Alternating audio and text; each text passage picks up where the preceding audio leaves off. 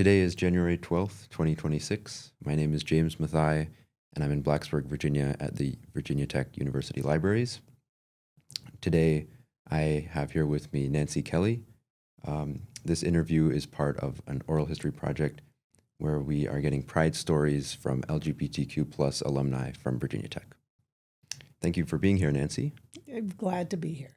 And I'll start by asking, do I have your consent to record this interview? Absolutely. Please record away. Great. Just as a reminder, you don't have to answer any questions that you don't want to, and we can stop and take a break at any time. You'll also have the opportunity to review all the materials that we record and produce before we publish them. Okay. All right, so do you mind sharing your pronouns, first of all? Sure. I use she, her, and y'all. Nice, yeah. And it would be hypocritical for me if I didn't say I use he, him pronouns. Great. So where are you from? I grew up in Maryland, outside of Washington, D.C. I came to Virginia Tech in the late 1970s, and I have moved to Roanoke, Virginia for a period of my life, and then now live in Durham, North Carolina. What was it like growing up in Maryland? I lived in a very suburban community. I didn't know anything different. I wouldn't live there now just because I don't care for that way of living. But I would say I was in an upper middle class home. I'm the youngest of 5 children. I was raised by 2 parents, and overall had a very I don't know what, don't want to say normal, but just, I just had a very unusual growing up. You don't know, it was just, I was in the suburbs, in a very white community, in a very privileged community, in a very affluent community. You say a sheltered sort of situation growing up? Or? I would say probably sheltered in ways that a lot of my views reflected my parents' views. I wasn't challenged. I lived in a very homogeneous neighborhood. I was under the impression I was heterosexual because I didn't know there were options. Particularly at that time, gay or lesbian people were seen as creepy and they were very demonized. It wasn't even on my radar to, if we're talking about LGBTQ plus issues. Also racially, very, very white. And as I said, I just thought everybody, I lived in a little bubble, as many suburban areas are. What did you do for fun, or what did young people do for fun in general? We went to the mall. That was fun. Movies, bike riding on the C&O Canal, but, hang out at people's houses, listen to records, dance on the patio. We had a tree house in my backyard. We had a lot of fun doing that. So just neighborhood. I had a group of neighbors that we would play together. We would play kick the can and hide and seek. We would also play Army because there were a lot of boys, and that's what we did. So, it just was that type of growing up. What records do you like? Well, at the time, we were very much into the Beatles. So all of my siblings are older. So we were very Beatles, Beach Boys, in that era. Those were the big ones. In fact, we used to play with my girlfriends. We used to play Beatle Wives. So we always were pretending we were the wives of the Beatles. So the order of the Beatles were Paul first, because we thought he was cutest, then John, then George. And Ringo was really pretty last. Nobody wanted to be Ringo's wife. Do you have to take turns or something? Yeah, we kind of rotated, but if there were 3, that was best, because then Ringo got kicked to the curb. So that's funny. How was school like prior to college? Yeah, school was elementary school, middle school was. I liked high school. I excelled in high school. I became very involved in my class. I was class president for 2 years. I was very active, did lots of events, school spirit was important to me. I think in my superlatives, I was voted most humorous, most school spirited, and hold your hat, most popular. Wow. And it was a class of 800. So, I mean, it wasn't like a little tiny place, but I was very active and I really enjoyed it for the most part. Not so much the work part, the school, but the social part was always important to me. What do you think was there anything in particular that was driving that for you? Yes. I think for me and my growing up in my personal story, growing up in my family, my brothers and sisters are not substantially older than I am, but they are all four right in a row and then a gap and then me. And so I don't know that I feel in ways that I was kind of an only child in a large family. And so the need for community and the need for being part of a group was very important to me. And so I explored that in my personal life. And so when I was in, let's just say, middle school and high school, my brothers and sisters were gone. And so I was the only one with my parents who were, I mean, age is relative. I used to think they were old, and now I well exceed them. But, you know, they were moving on a path to be more retired and thinking about what was ahead for them. Also, their relationship was fracturing. And so I got to witness that and be around that. And it wasn't that pleasant, to be honest. And so I moved towards friends, community, organizing, doing events, doing things so that I had a place to be. Yeah, and I think we'll talk more about community. Yes, but that is one reason why it is so important to me. And I only learned that later. I mean, after looking back, I wasn't aware of it while I was going through it. But that is a very important part for me. Did you have any mentors or role models during your childhood or, you know, through high school? There were a few teachers that I really gravitated towards. I feel like they saw me. I think they encouraged me in ways to be a leader, which I sort of ended up being within my high school world or even junior high. You know, I felt seen by them, which wasn't something that I really always experienced in my family of origin, is just to be there. Were there any particular things that they did to make you feel seen, or do you ever think about helping other people to feel seen in the same way? Oh, absolutely. But because I think there's such a value. I mean, I just had a couple teachers, Mrs. Betsy Katz, who was a drama teacher. So in junior high, I was in a play, and I wasn't very good. I mean, I was good when I auditioned, but then as it kept rehearsing, I wasn't very good. And then she had a little talk with me, and then I became good. And I don't know what that was, but I do remember feeling like, ooh, this isn't going well. And then, so I would say it was always extracurricular activities. It had nothing to do with academia.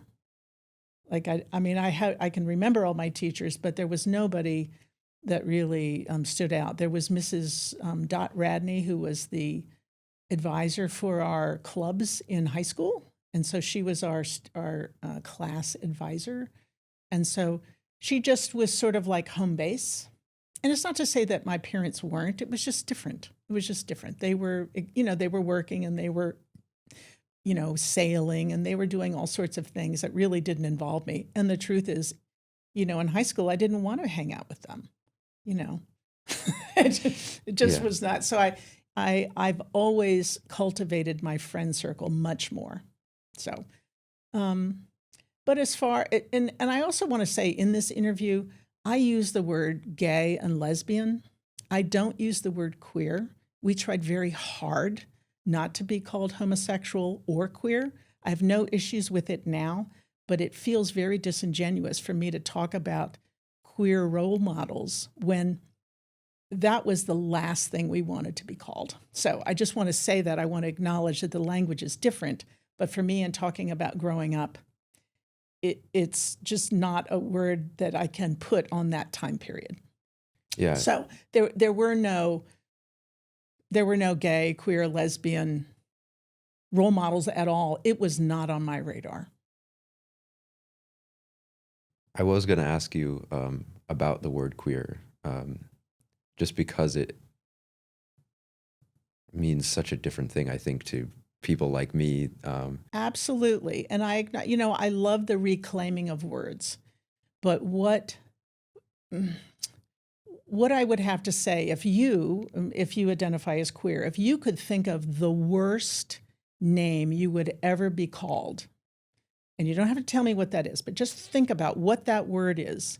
And then in 20 years, 30 years, the younger people go, let's call ourselves that word. So it'd be like if someone were to say to me, we want to be known as homosexuals again.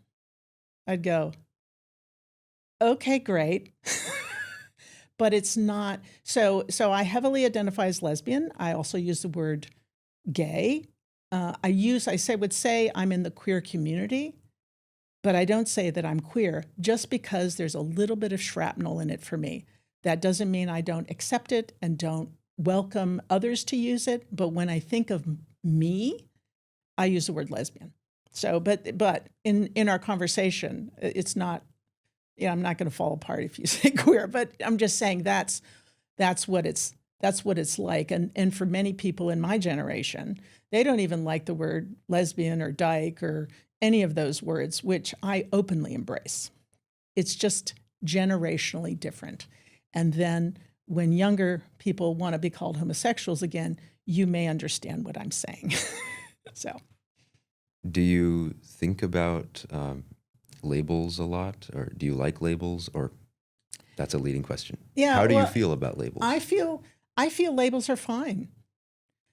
What I would hope about labels is that people give themselves a little grace, all generationally up and down, meaning people in my generation tend to call themselves gay, lesbians, and lesbians, many identify as dykes. That can be very offensive to other people, or younger people do not gravitate to those identities because they're yesterday. They're only talking about sexual orientation. They aren't talking about gender. So there's many more distinctions in language. But I would argue that queer community is queer community. It has been the same. We just have not had the distinctive language. But often, our language is what divides us. As a queer community, the huge umbrella of it, what is most important is our identities. Like, I identify with this word, this thing, this pronoun, this gender identity. And so we all want to be desperately seen. But there's no one word that everybody likes and that everybody uses. And often we use that as a barrier, as ammunition, like, oh, I'm not that, but I really think we all just need to chill out and just understand that we are under an umbrella, but we can also have our own identities and do what, that's what our superpower is struggling with our identities. But yet often infighting, I don't want to be called this, and I don't want to, and older people going, ugh, another identity, so I don't know. I kind of take a overall view of it. It's all the same. I have my personal preference, but, I'm like, y'all go. Do, whatever you want to be called, I will do my best to call you that. I like that answer. Now we're going to move into your journey to Virginia Tech. Is there any particular reason why you chose Virginia Tech? I chose Virginia Tech because it was different and familiar. it was different than living in a suburban metropolitan area, which I liked. I also had an older brother and an older sister that went here. And so I used to visit here. And there's something about the mountains. There's just something about being in a small town where you could walk to things and that people felt like connected, like there was a Blacksburg or Virginia Tech identity that I just found appealing. I applied to a few schools, and I got into Maryland, University of Maryland, which was basically the same thing, just bigger and different. And when I got accepted to Virginia Tech, I knew that's where I wanted to go. It just felt more like the home I wanted, not the home I lived in, but the home just in a more rural setting. I gravitated to that, and it was familiar. For me, one of the reasons I went to Tech was the campus. Yes.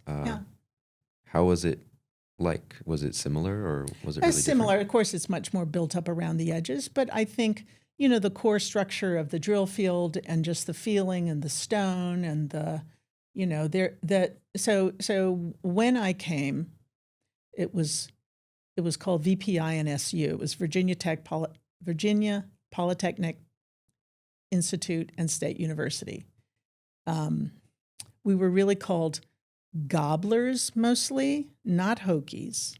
Hokies was like the nickname from some cadet cheer, Tech VPI, blah, blah, blah, whatever it was. I don't know. So Hokies, if you're not familiar with it, Hokies isn't like the nicest word you could be called. It's sort of like, identifying as queer. You're kind of like, oh, should I do that? So we weren't really called Hokies. We were gobblers. And I didn't understand the fascination with poultry. I didn't, it wasn't something that I went, ooh, gobble, gobble, gobble. It used to be that the scoreboard would gobble when there was a touchdown. I thought that was odd. So it was VPINSU. It was co-ed, but not that long. I don't remember when it became co-ed, probably in the 60s or early 70s. I arrived on campus in 1976. And so I was very happy to come. My sister recently unearthed a photo of me getting in the station wagon with all my stuff on top, for my trip to Virginia Tech. My parents, as I said, were, I was the last of 5, and so they dropped me off at Virginia Tech. I was thrilled. I wanted my own space. They didn't really ever come back until my 21st birthday. Who wants their parents? Because that was the legal age to drink at that time. So who wants their parents there? But anyway, they came to visit. So I kind of had my own bubble. And I would certainly go home, breaks in the summer and that kind of stuff. But I clearly knew I would never want to go back to suburban Maryland. There was nothing about that I did. So when I came to Virginia Tech, I thought I was going to major in business because I had a bit of a business angle. I took my first geology course and I fell in love with it. Earth science, I was just so fascinated. It's like, there's a reason why all this is here. Anyway, I love geology. And I was a geology major for 2-3 years or something. And then part of this is coming out, which we can go back to, but I changed majors because I had come out and I realized that the jobs that you get as a geologist is working on an oil rig with all men. And I thought that is a bad career choice for me. So anyway, so my academics, I'm very appreciative of my academic experience, but I have to say it wasn't the most memorable thing about my time here at Virginia Tech. Anyway, I looked forward to coming, and I did find it home, but there were a few issues. So how, you mentioned coming out. Mm-hmm.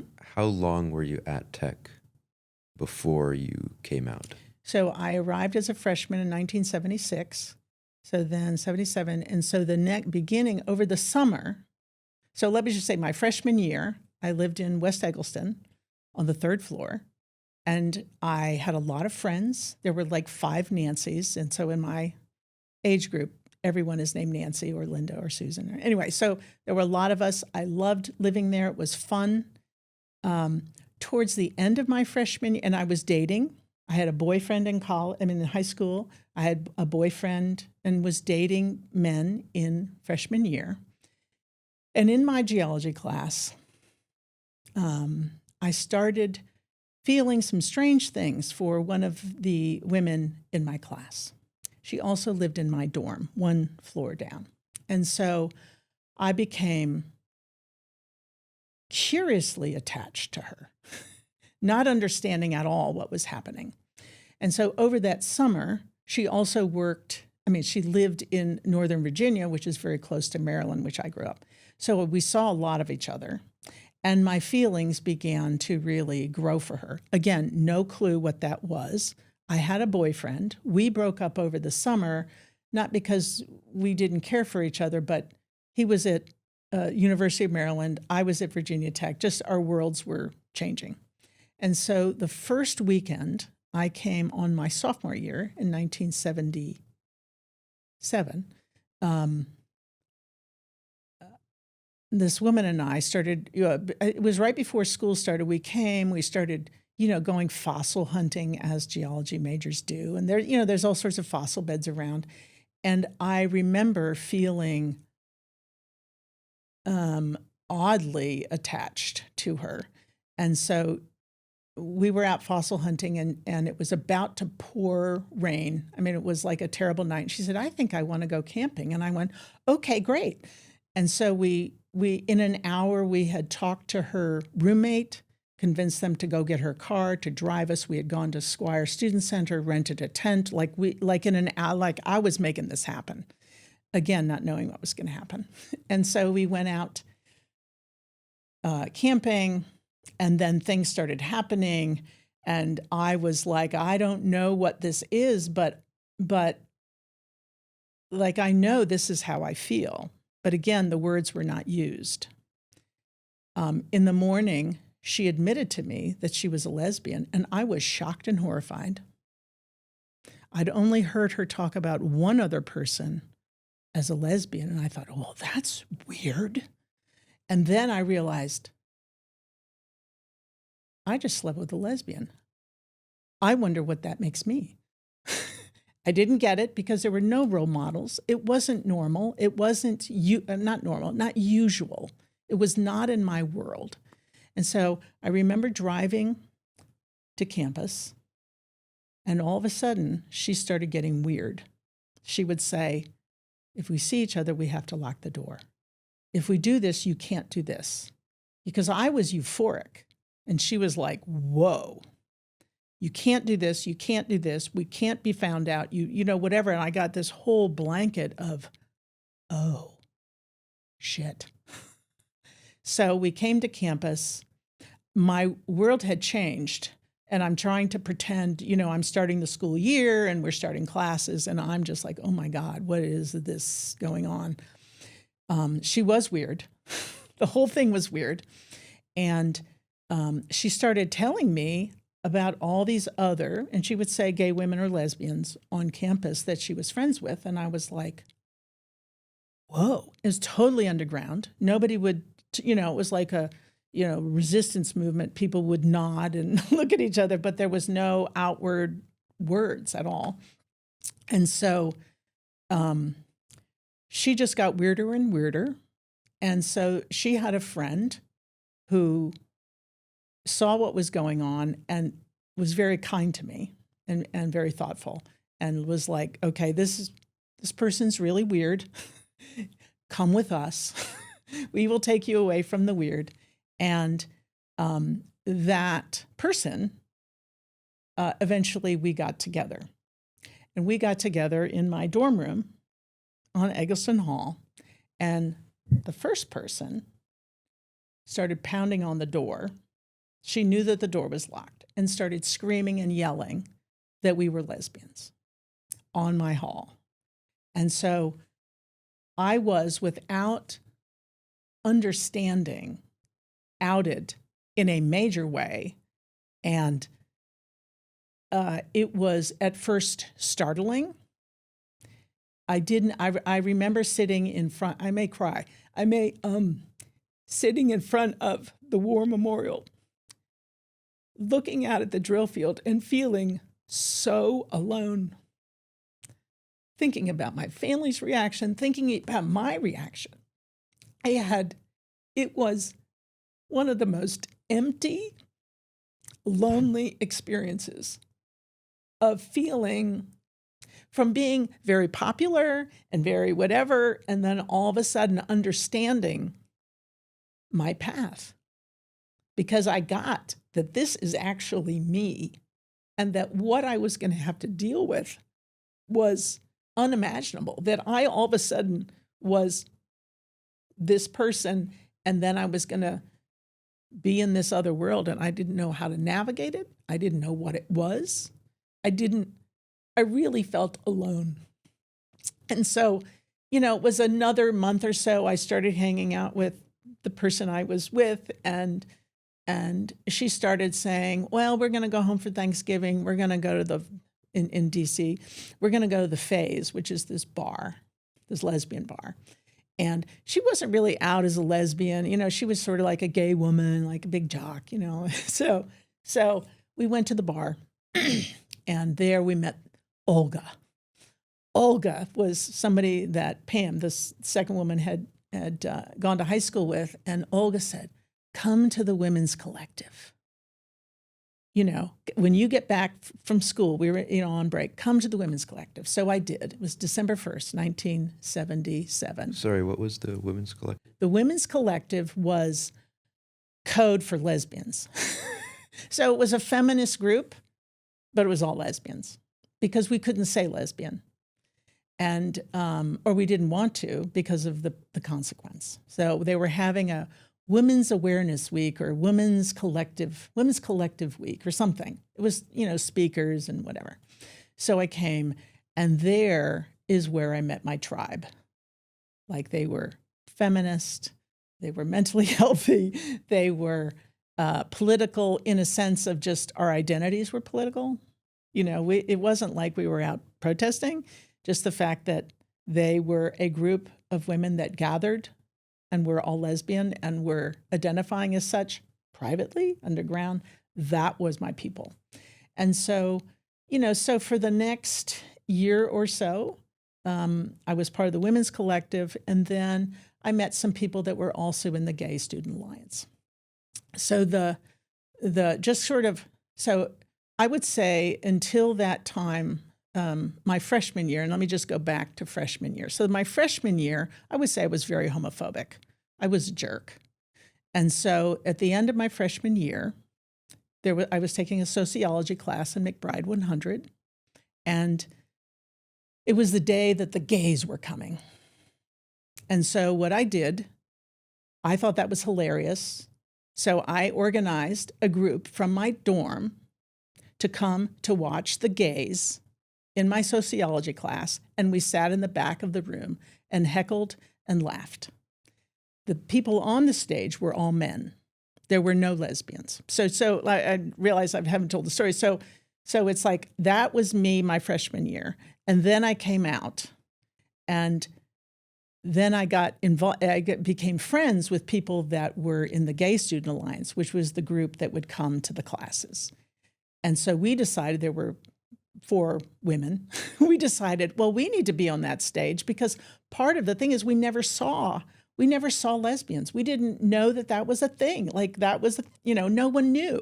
So literally a year after I brought all of my buddies to go heckle and laugh at the gays, my freshman year, I was on the stage saying, that I'm a lesbian, and then, of course, addressing the people that were in the back of the room laughing and heckling, that last year, actually, I was there too, and I'm wondering how many of you might be on the stage next year, because thou dost protest too much.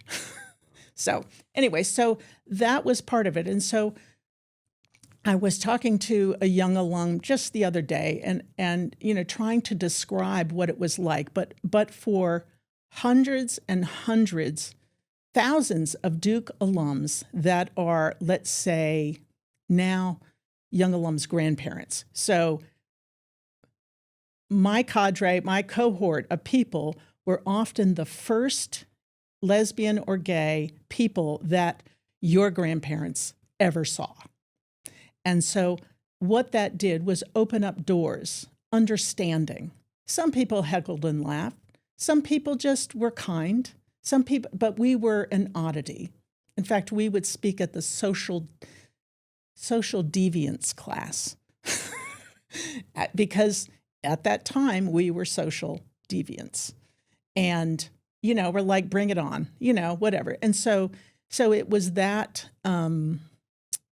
that camaraderie within the Gay Student Alliance that made a huge difference in all of our lives. And I do believe began changing the environment on this campus and in this country, because that's what was happening. People always thought that gay people, lesbians were, in big cities, and they were, deviant people. They weren't in their dorm next door. They weren't their cousin. They weren't their brother. They weren't their sister. They weren't their aunt.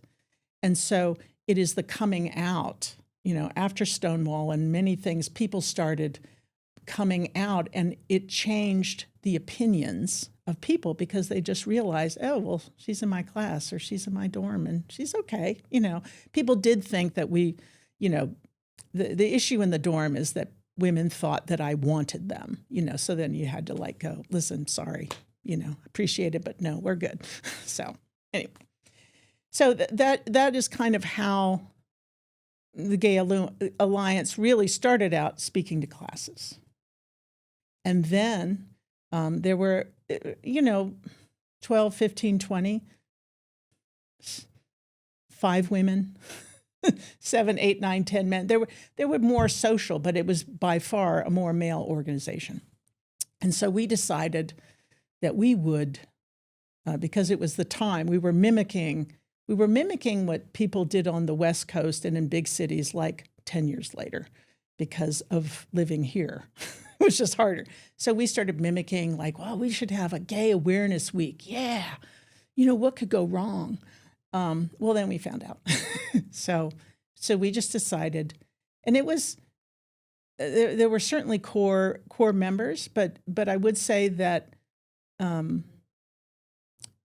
it was equal numbers of men and women, which is very unusual in a lesbian gay organization now, but we were all that we had.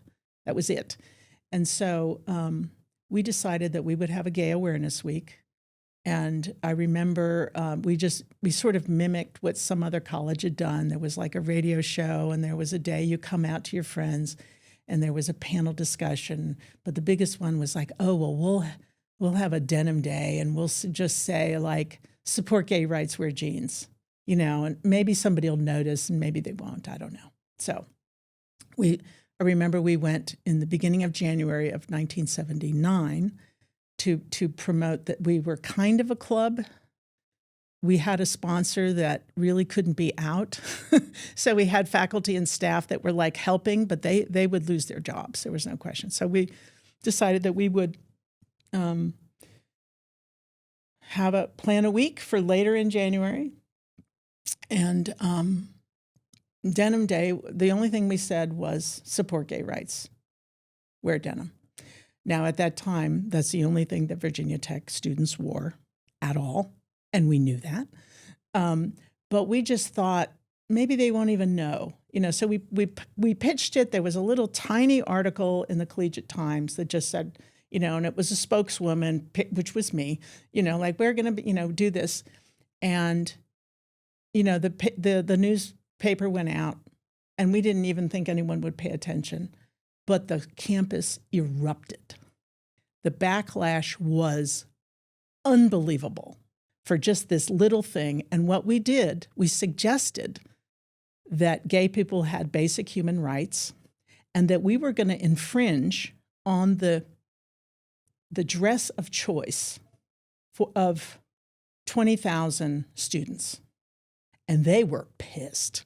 It was not like this is fine. They were, there were more letters to the editor. The letters to the editor for the Collegiate Times started in January, and I think they finished up the letters in maybe April or May. There were so many.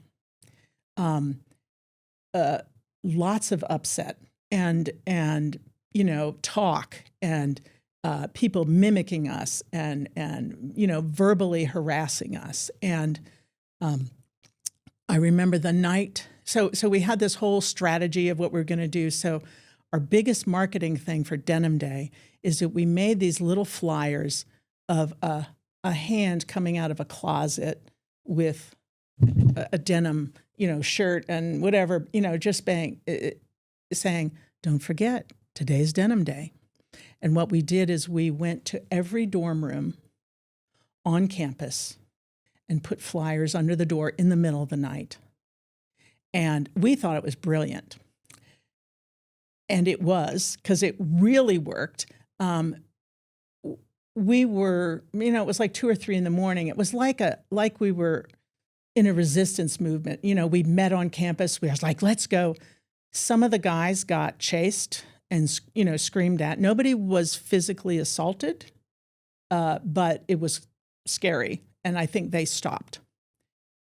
In the women's dorms, we just got people that happened to be up at 3 in the morning kind of screaming at us. But it was like, that's okay. So we just kept doing it. So the very next day was Denim Day. And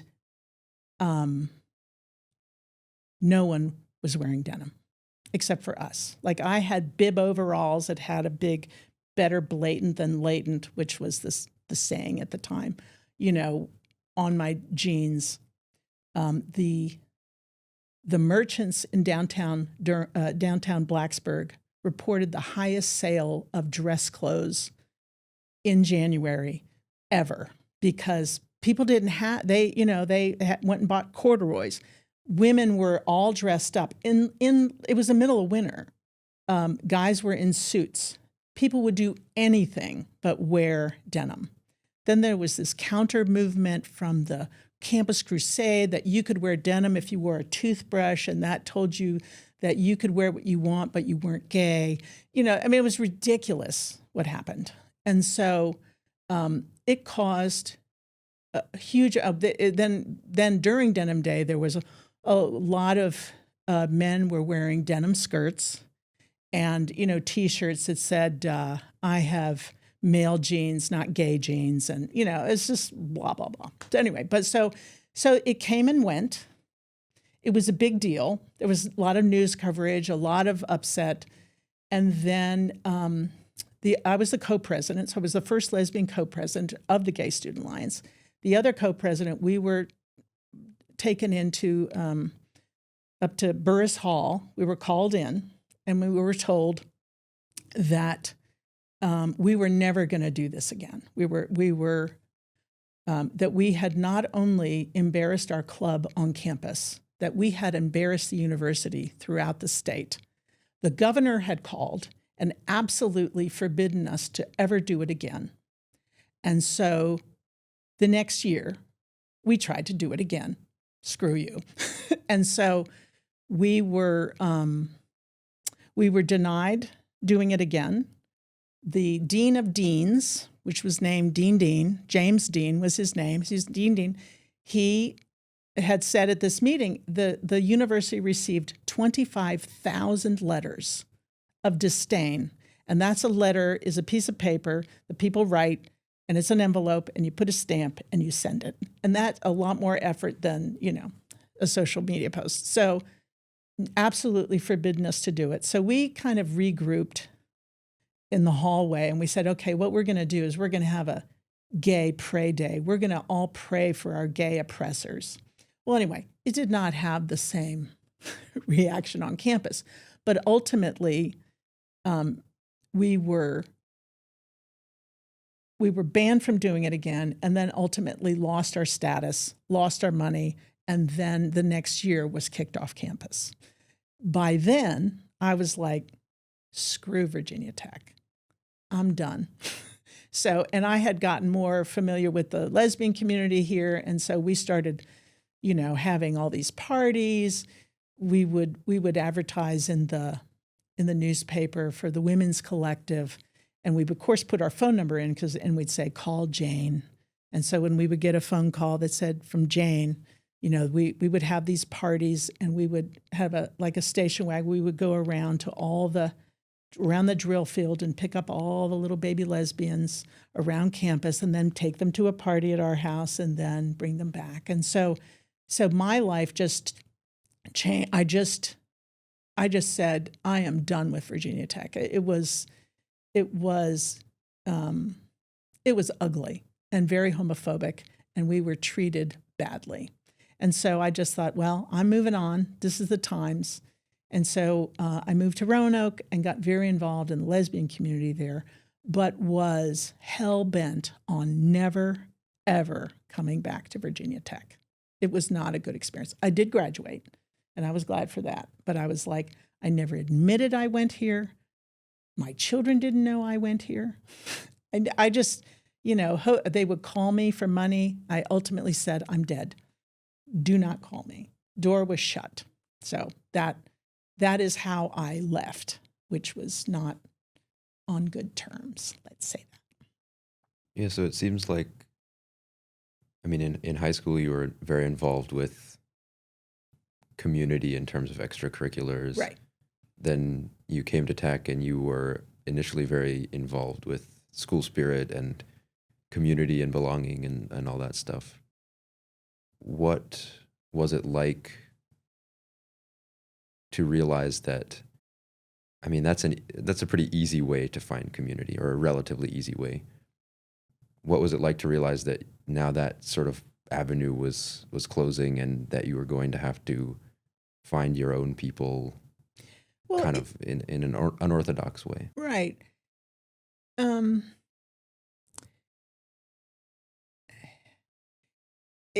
It just meant that. It just meant that you really have to go underground. And there was another very defining moment in the middle of all that I didn't know until 40 years later was pivotal in my mental health and my whatever, is that when we were talking to classes all the time, I became very well known. And, you're in front of hundreds of people. They know who I am. I don't know who they are. And so it was very vulnerable. I would say generally the guys they were physically assaulted and verbally assaulted way more than the lesbians were. And it was a real thing. People had to be very careful. There were guys that would get beaten up, sexually assaulted, and they could never go anywhere. There was nowhere to go. There were no counseling services. There was no Pride Center. It was just, there was nothing. And as part of the Gay Student Alliance, we were actually seen as like the experts of being gay. And we're like 20 years old. Like we don't know, but it was like, oh, well, there's a group there, because we were the only ones popping our head up in New River and Roanoke Valley. Like we were it. We would get calls from, all sorts of things. Like we were some agency and we're just students. So one of the things that happened that really, that I have come to understand really changed my life is that it was part of an assault. Is really, I was walking on the drill field right in front of Eggleston, right outside of Newman, right there. 4 guys were in a car. Something came out of the car. I didn't know what it was. I looked down. It was a brick. Oh, shit, a brick. So I was just stunned. They sped up, and then they stopped, and then they backed up, and they got out of the car. So they chased. So I chased through Eggleston Courtyard. I ran, and I hid in the bushes, in the mud. They ran through Eggleston Courtyard, and I don't know where they went, but I was frozen. I was there. And I realized at that moment, this is what it's going to be like. I'm hunted. I felt hunted. And And they knew me, I didn't know them. And I sat there for a ridiculous amount of time. But then I realized two things that I got from that experience is that I decided I was not going to live in fear. It was a decision. And then the other thing that happened is I felt this rush of power and knowing who I am. And I think about it continually now. Like, I am so grateful that at 20 years old, I learned who I was. I would not wish that experience on anyone. And believe me, I shoved it down. I didn't tell anybody about it. There was no one to tell. There was no authorities to go to. There were no counseling centers there was nothing.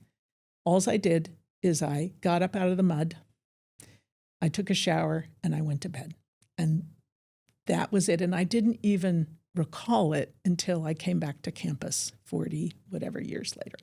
So, but it is those moments that happen to us where we actually, they're definitive moments. And particularly in queer people's lives, there's often these moments where you sort of get what this is, how this is going to go. And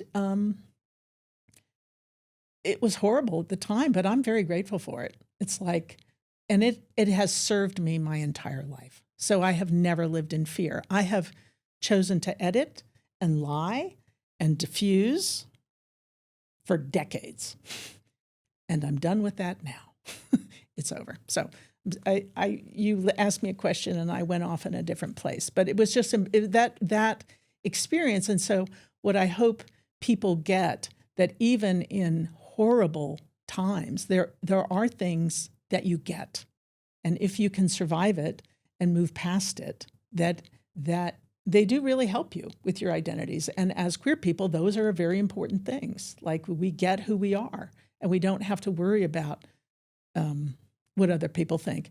I also need to say that I totally lied to my parents for a very long time, that I did all this in Blacksburg without my parents knowing it. I feared, I think reasonably, that I would have been cut off, as many of us were, and had the fear of being disowned from our families and or being, off the dole. My parents did pay for my college. It was probably $800 a semester at the time. But, that was a real thing. I really felt like I would definitely be cut off. And so, and also because of not having social media, we had one payphone on our hall. So there were 50 rooms with 100 women using one payphone. So just get that. It's very different. So I could behave and I could do what I did in relative safety, which is also reason why I never wanted to move back to where my parents were, because I would blow my cover. And that is very common where gay people, lesbians would never move back home because we could not be ourselves.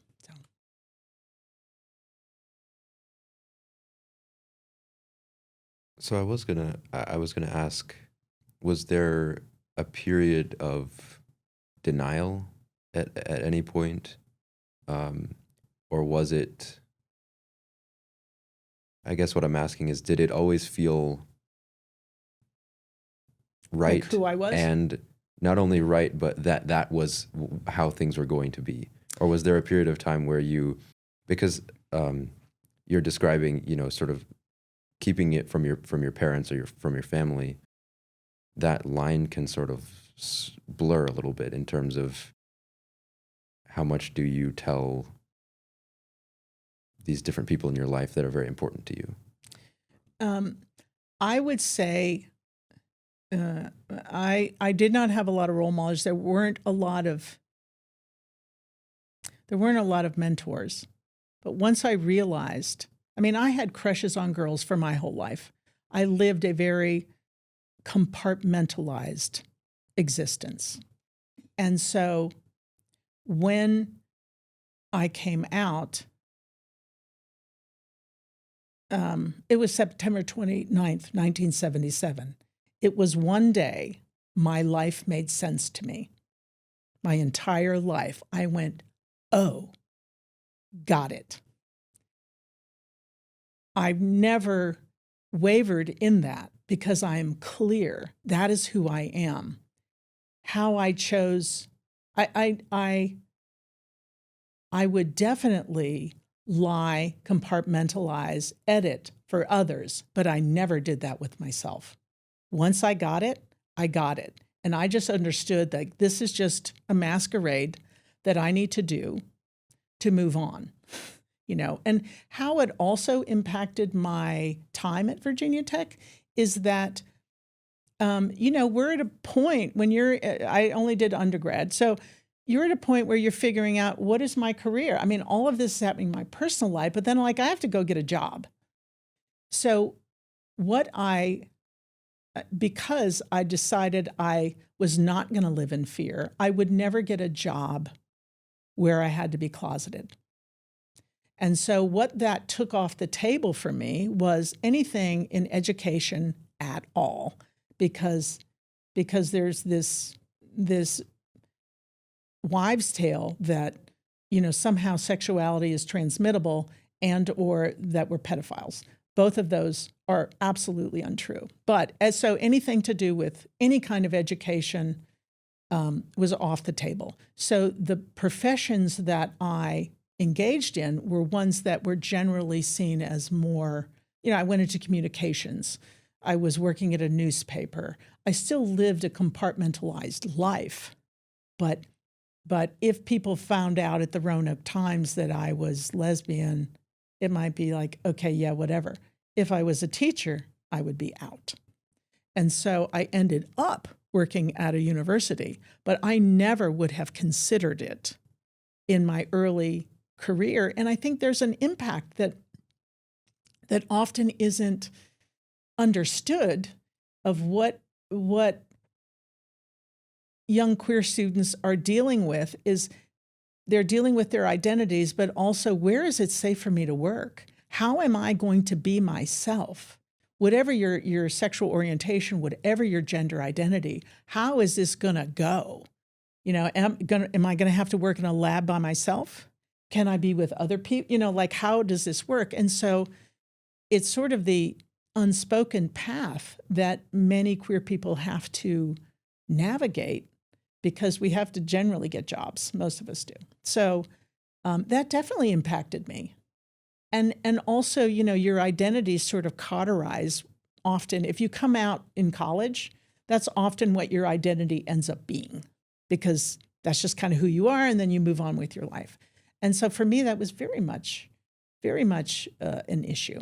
So I never went through any denial once I understood, but I did intentionally mislead, lie, edit, and deflect to get through the day.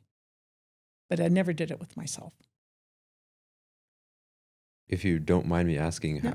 how long did you do that? Do you ever still have situations where you, I think you said that you don't do that anymore, but I don't, so I did it.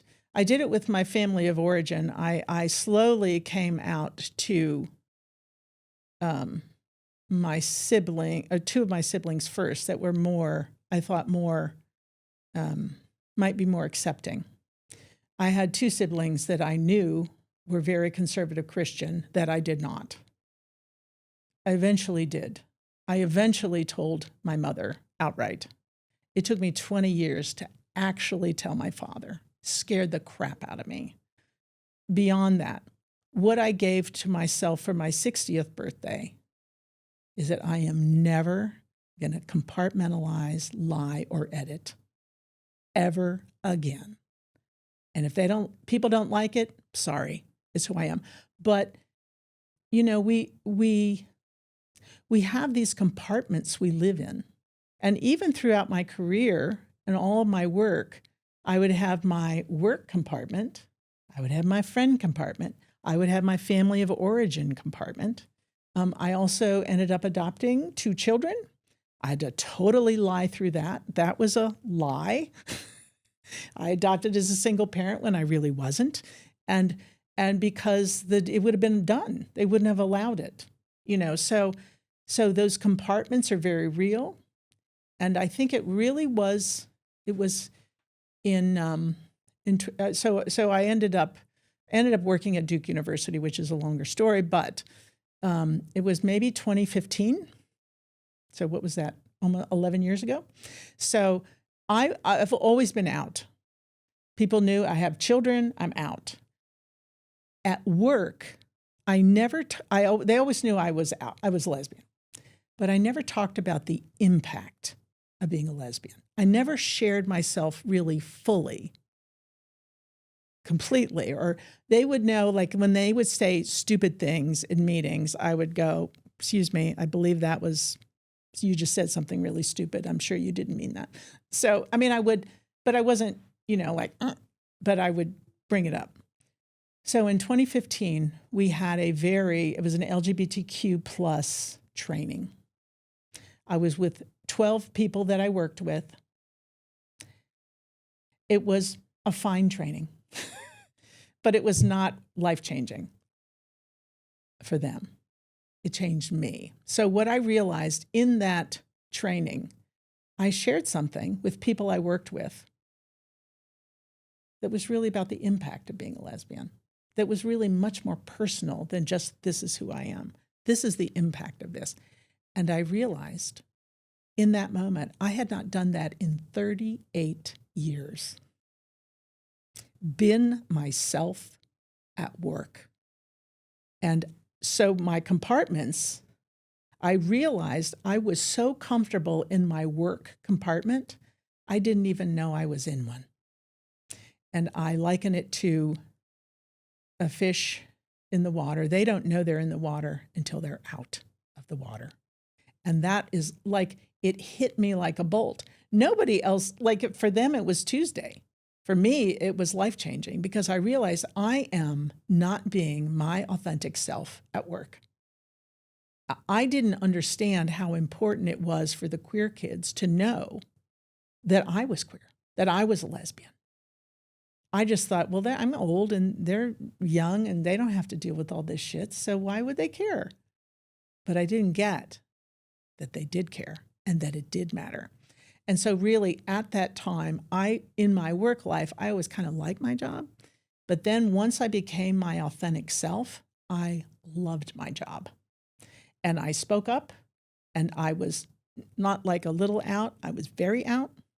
And we started doing DEI work, and I was asked to lead it up. And I said, yes, that would be great, but you have to promise you're not going to fire me. And they laughed, and I'm like, au contraire, I'm very serious. You cannot fire me. And they said, of course we're not going to fire you. I said, okay. So then I became out, and very outspoken, not in an obnoxious way, but just in a leadership way, in a mentoring way. I started using my pronouns like 10, 12 years ago. I would be at orientation, and I would be up there, and I would say, I use she, her, hers. And I would see 12 sets of little queer eyes go, did that gray-haired lady just use her pronouns? Oh my God. So, like I could see them. And so what happened in my career is that then it took off. I got every single award there is to get at Duke University for doing my job, for advocating for students, to all of that. And so that was such a gift to truly be your authentic self. And I was. And I didn't care anymore. My parents were dead. Okay, sorry, that was part of it. But I still have issues in my family of origin. There's this crap that happens all the time, and I'm just sick of it. I'm done with it. So how that changed me is that, I left Virginia Tech. I moved to Roanoke. We had a vibrant community called First Friday. Loved that. That was amazing. We were doing a documentary program, a documentary film called The Unlikely Story of the Lesbians of First Friday. I was interviewed for that. And somebody said, oh, you went to Virginia Tech. And I'm like, yeah, but whatever. And so I actually looked at the timeline. There was some gay timeline on the special collections, and I was like, Denim Day. I remember that. And it was like 38 years, or it was coming up on a 40th anniversary. And I was like, that's interesting. But I don't care about Virginia Tech. They are dead to me. So I went on. And then as I was working at Duke, being what I call self-proclaimed head lesbian of the Nicholas School of the Environment, I started talking to students, and they were like, and I told them a little bit about Denim Day, and they were so puzzled, like, really? It was just like wearing jeans, and everybody flipped out, and I was like, yeah.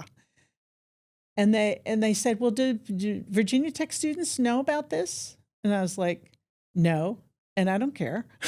I'm not going back. And so I looked at the website, the Virginia Tech diversity website, and it was like balloons and lollipops and puppies, and we're so diverse and we love this. And I was like, motherfuckers, wait a minute, excuse me. And so the students at Duke really encouraged me, like, you should go back. And then it was like the 40th anniversary, and I was like, actually I should, because students here need to understand that they have elders, that there are those that have been here before. It wasn't a great experience. I'm not going to, lie about that, but it does matter. And so I went on a personal crusade, if you will. No one invited me. I just started showing up, and I was like, we need to commemorate Denim Day because it's ridiculous. It's not just Virginia Tech. It was the world. I mean, and the people that did all that are gone. And so it's not a personal thing as a grind, but it's, students need to know. People need to know. The university needs to acknowledge that when you treat groups of people badly, they don't come back. And it's the same with all identities. It can be African American, people of color, Native American, you name it. And so Virginia Tech is not unique in that way, but that was my only experience. So we decided, we came back, we built it was quite a production, was quite an effort on my part, but I just felt it was really important to understand. And also, throughout my life, ended up being a professional event planner. So, but because of all of my experience in all of this, it all made sense. That's who I am. And so when we came back, we really produced a big 40th anniversary of Denim Day, which was videos and films. And, not everybody was on board, but I just kept showing up. And then people would, oh, okay, let's do that. So now I love coming back. The thing I care most about are the current students or the alums. Particularly just so that they get that that my cohort probably were the first people that people of their grandparents' age ever met that were gay or lesbian. And they're like, wow, really? And so there's much more general acceptance.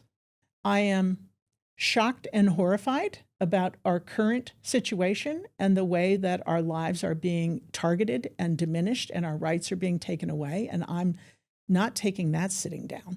But in coming back to tech, it has been a very unexpected joy that I never imagined that it would ever have happened, ever. I mean, but we change and we learn and we heal and we move on. That's really great to hear. What do you think? I mean, your experience was so different from what current students are experiencing. Good. Yeah. That's a good thing. But what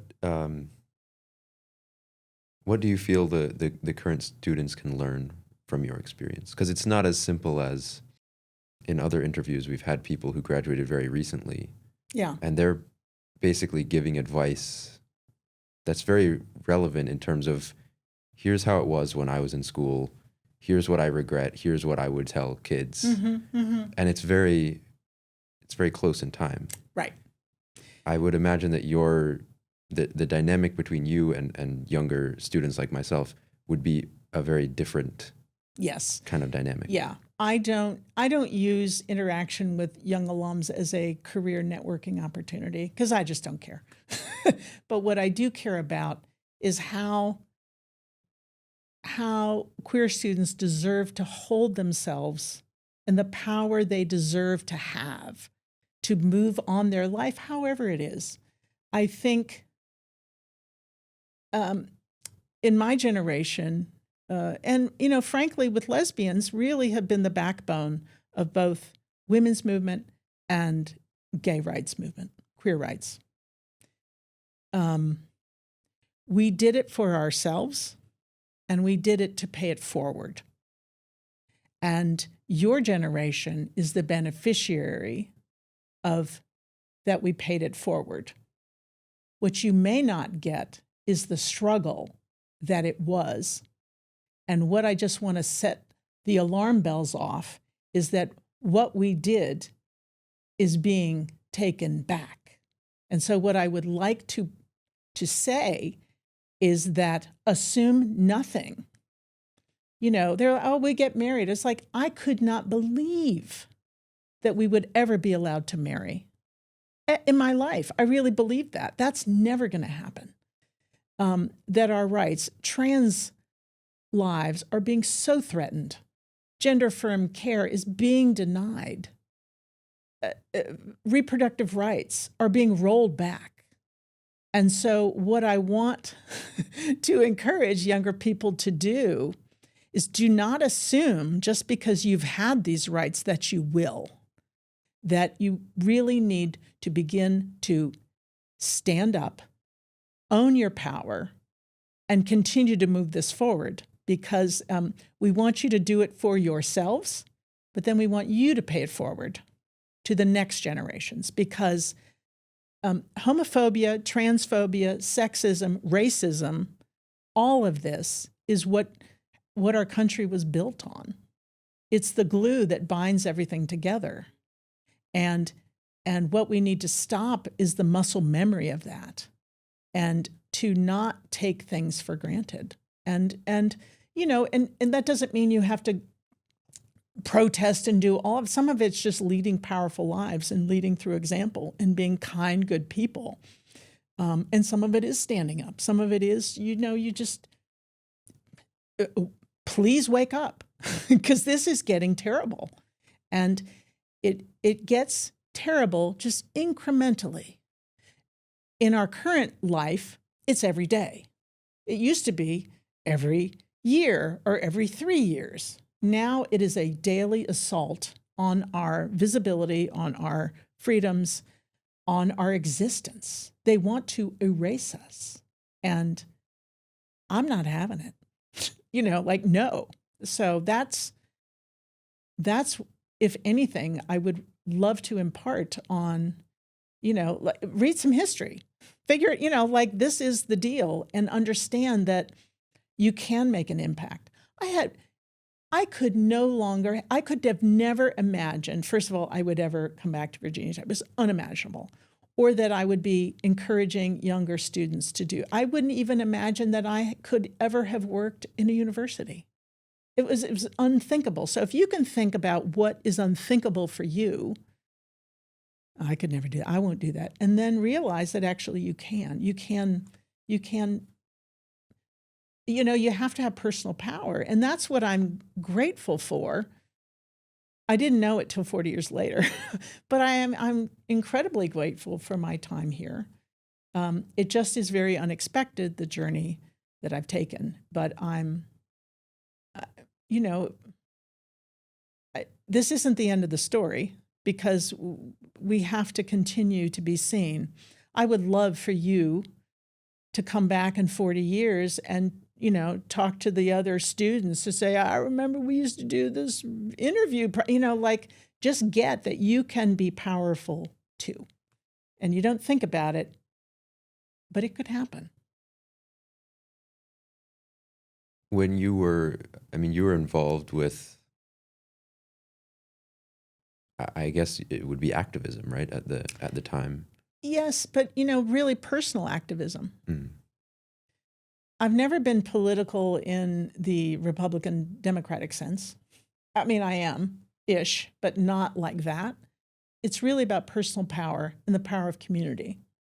So I think there is power in gathering and creating community for queer people so that you have a home base. Because if I had not had a home base at Virginia Tech, I don't know what would have happened.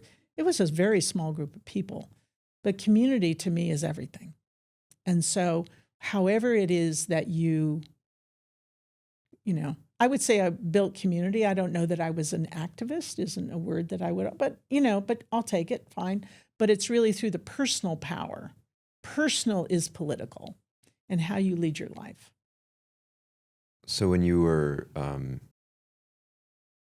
when you were sort of developing the idea of Denim Day, for example, did you have any kind of inkling or any idea of what you wanted that to result in? The original one? Yeah, or was it just kind of, it seems like you were thinking of it really in a very personal way. Personal way. Honestly, we just copied it from another college. Like it wasn't, we were like, well, I don't know if it was ODU or some other university had done it. We just thought, oh, well, we need an event. We'll just do that. I mean, it wasn't thought through. We had no idea what was going to happen. None. And some of it was like, we're here. But, I think what we said at the time is that for us, being gay is normal. It's like putting on a pair of jeans. You don't think about it. And if all of a sudden, one day, if you had on jeans, it wasn't, you were gay. And the very big difference that is important to point out is that now queer people have many allies. We did not. They were called gay sympathizers. But basically, if you were a sympathizer, you were suspect to be gay. It wasn't like, well, wait a minute, that's crazy. It is the advent of allies that really also has moved the needle. And so we didn't have allies, and we just, it wasn't well thought through. The impact was immense, and it has been on all of us. At 40th anniversary, we had 32 alums come back of that generation, and the impact of Denim Day was incredibly important. A few people were working at a 7-Eleven and they wore jeans and they were fired. Like just stuff like that happened, and that was a real thing. For many of us, it was our first coming out in a big way. When you walked across the drill field and you had on denim, I remember one guy called me, I think I got called faggot and, and I'm like, you are so uninformed, like what? Somebody called me a cocksucker. I was like, geez, we really need to talk more in these classes. We need to understand this a little bit better. You're not getting this. You're not getting this. So it was an actual act. And some people couldn't wear jeans for whatever reason. And that was okay. But it was for those of us that did it at that time, it was a big deal. It was a big deal. And, now it seems ridiculous just to suggest that we had basic human rights. Like we're like, duh now. But at that time, that was crazy talk. But it doesn't seem like you were really, was this an attempt at achieving those basic human rights? No. It was just more of visibility. No, we knew we weren't going to have gay rights. We weren't going to have rights. Are you kidding? We knew that. But it was like, wait a minute, we're here. We're here. And the fact that 20,000 plus changed their preferred dress just because they were afraid of being seen of or upset that we took their jeans away. You should read the letters to the editor of that time. They were incensed. Like if you were like confident, just wear jeans. And so if somebody thought you were gay, so what? Well, it was very different then. So they were going to do anything but not wear jeans. So, I mean, it's just it's a curious thing. And one of the professors used to call me back to talk about it was a communications professor, actually, that would call me back to, talk about the strategy, the market, like how did you transform the preferred dress code for an entire campus on one day? Just say that's gay. So anyway, it's curious.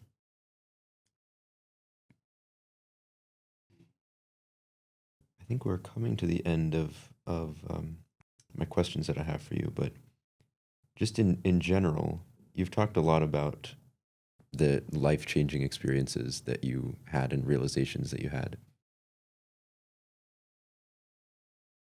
In a broad sense, what do you think your time at Virginia Tech taught you?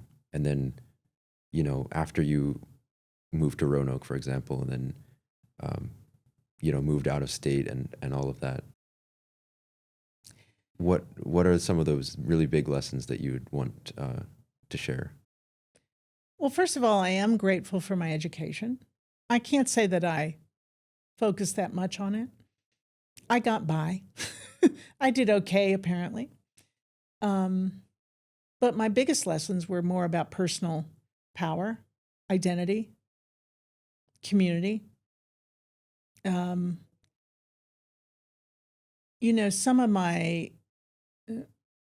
of the friendships that I had here at Virginia Tech were very deep. It was horrible when AIDS came. Two of our very good friends, two of our core organizers died of AIDS, and we were still connected and watching the entire AIDS epidemic unfold was horrific. If you can think about COVID that only certain people get, that is a death sentence, and the public reaction to that. And I felt it when it was happening. So when AIDS started, it was first of all, it was only gay men were dying. So what? Or hookers, hemophiliacs, and gay men. Vast majority were gay men. And people were indifferent. They thought it was funny. They thought it was a good thing, including my father. He thought it was hilarious. And then watching people you loved and had this incredible experience with just wither and die. And it was horrible. And,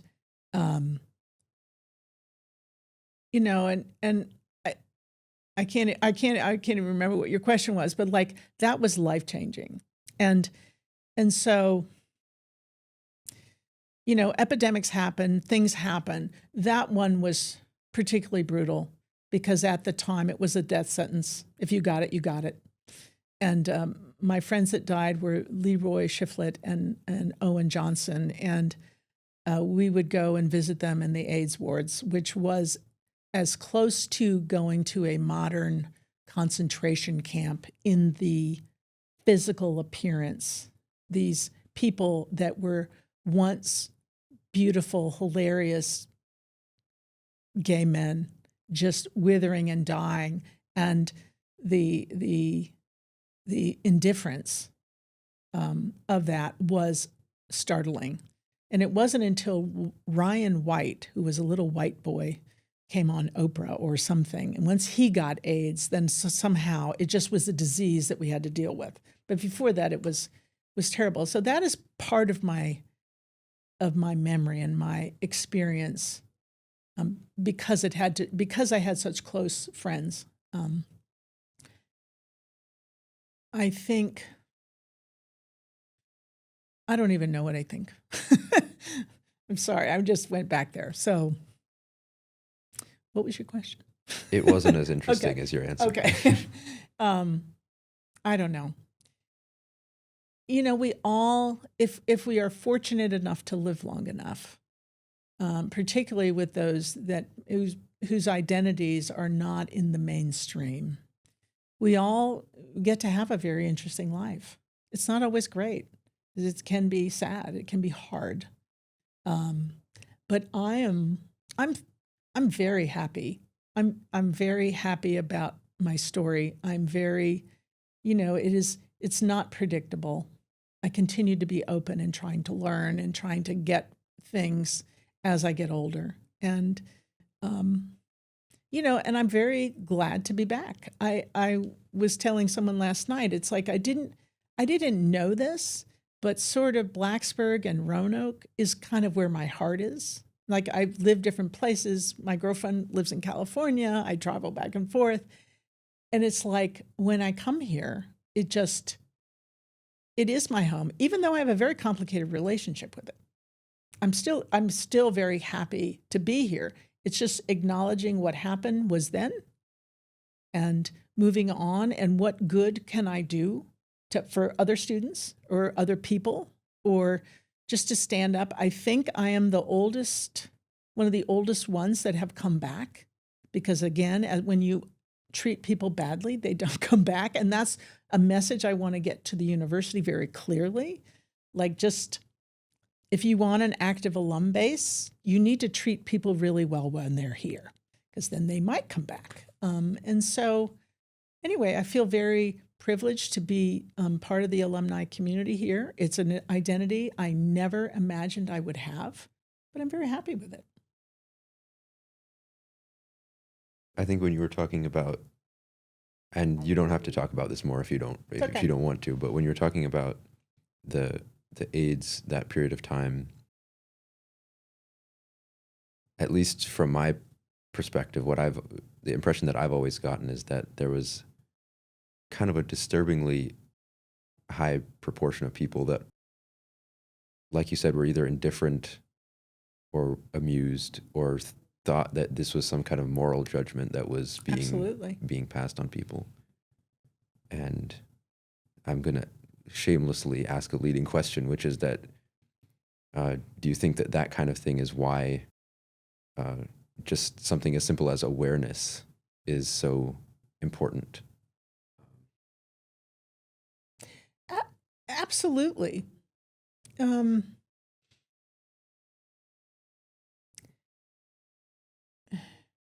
Often we think about how things affect us. I don't care about it if it doesn't matter to me. And I think we need to widen our view. For example, I never wanted to be part of the military, but I totally supported gays and lesbians, queer people being in the military. I'm not trans, but I certainly support people being their authentic selves. I'm, in our current situation, reproductive rights, okay, that's over. For me, and even as a lesbian, it used to be we didn't have children. that happened in the 90s, but reproductive rights are incredibly important, not just for straight people, but also for queer people that want to have children. There were two things I think that really turned the tide historically, and this is my experience. I've never read it, but this is how I lived it, is that one of the reasons why the queer community became more accepted generally in the 1990s, there were two things that were happening.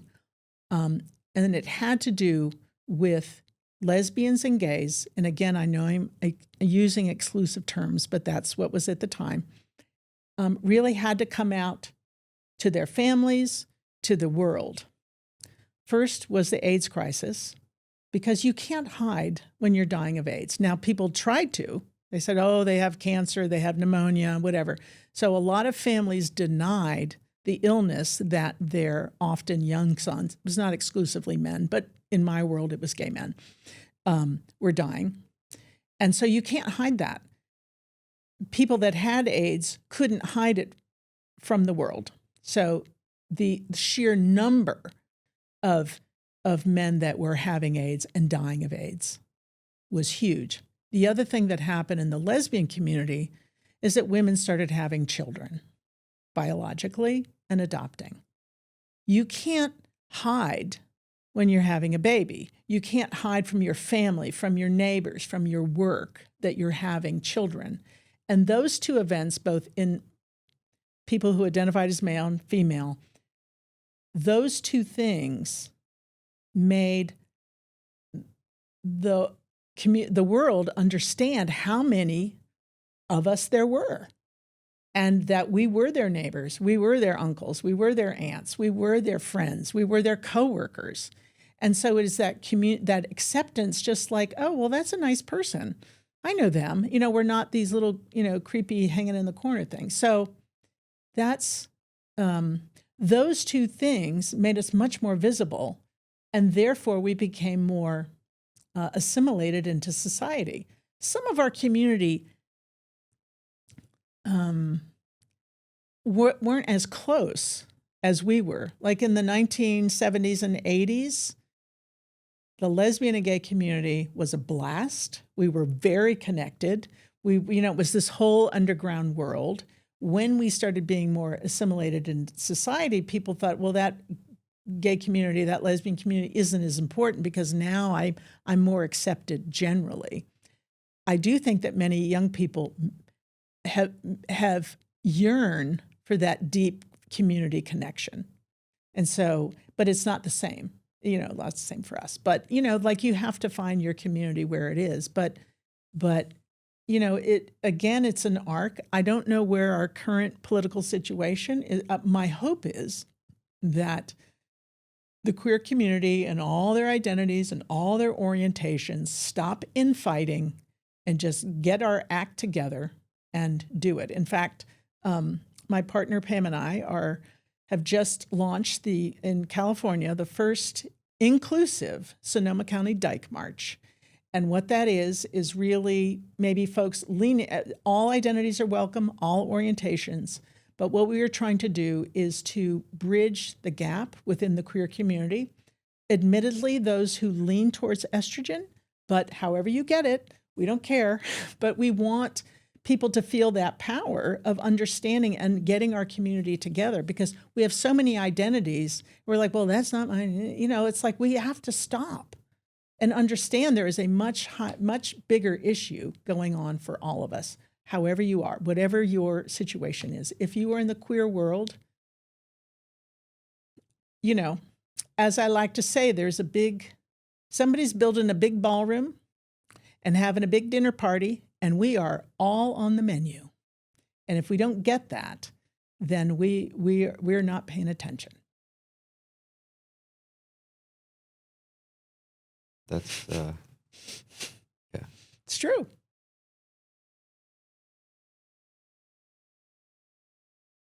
Do you have anything that you wanted to talk about in this interview that I didn't think to ask or that you forgot to mention? I think that's enough of me. I've had enough. No, nothing really. I mean, I'm happy to answer more questions, but. All right. Well, then in that case, I have just one more question. And sure. I've already asked similar things to this, so you may not have anything more. But is there anything that you would like to leave students or young people at Virginia Tech or at other universities or just in the world that you would like to leave people with from this interview? I would just like to say to stand up and love each other. That's it. That's a great sentiment. That's it. All right. Well, thank you. That's all I have for you. It's Thanks, been James. a pleasure talking to you. Very much so. Thank you. Thank you.